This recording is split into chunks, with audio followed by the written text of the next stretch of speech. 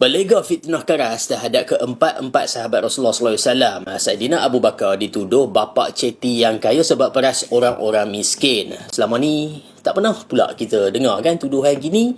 Straight to the point je.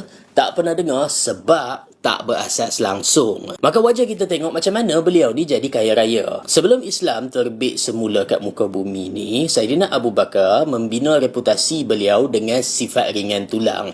Rajin orangnya. Langkau je usia dewasa, beliau berniaga kain. Bukan setakat untung sikit-sikit. Perniagaan kain tu memang perniagaan yang berjaya. Sebab beliau ni orang berilmu, beliau juga orang kuat berkebajikan.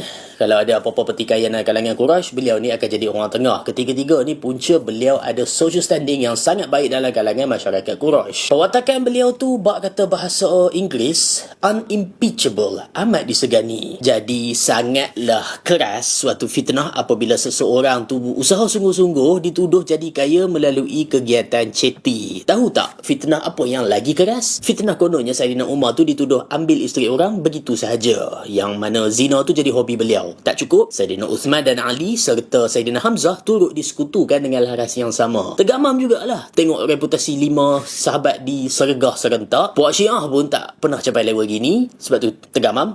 Tak ada pun rakaman yang meletakkan Saidina Umar pada kancah sedemikian. Saya rasa terlalu banyak penyataan negatif sebelum Saidina Umar memeluk Islam. Beliau ni gemar jadi perunding antara puak-puak bertelagah juga. Tapi bila tengok balik, kencang bukan main orang-orang yang lain lah kenang angle perang Islam. Macam contohnya kisah tanam bayi perempuan diungkit juga tak habis-habis. Walhal tang mana kesahihannya. Malah semasa zaman Islam dah naik pun ada je hadis yang menampakkan reputasi Saidina Umar tu daripada mata wanita. Sekali tu sekumpulan wanita bercakap dengan baginda Nabi SAW kuat-kuat. Lalu Saidina Umar pun minta izin nak masuk. Asal dengar je mereka pun cuak. Lalu beliau berkata yang mereka ni patutnya lagi takut kat baginda Nabi SAW. Apa yang mereka balas? Benar, tapi kau tu lagi tegas, lagi keras banding dengan Rasulullah SAW. Bermakna elemen of fear yang dah pun ada tu adalah atas dasar nilai-nilai Saidina Umar. Bukannya sebab beliau tu kaki perempuan. Tak pernah pun ada dakwaan beliau tu kaki perempuan. Tak pernah ada. Begitu juga sahabat-sahabat lain yang diungkit nama mereka tanpa sebarang sumber. Maka kat sini senang saja. Datangkan bukti kalau ingin mendakwa sesuatu berkenaan dengan para sahabat ni. Sebab para sahabat ni tak boleh dicela. Seandainya kita infakkan timbangan Bukit Uhud sekalipun, timbangan emas Bukit Uhud sekalipun, takkan capai segantang infak yang mereka dah pun buat.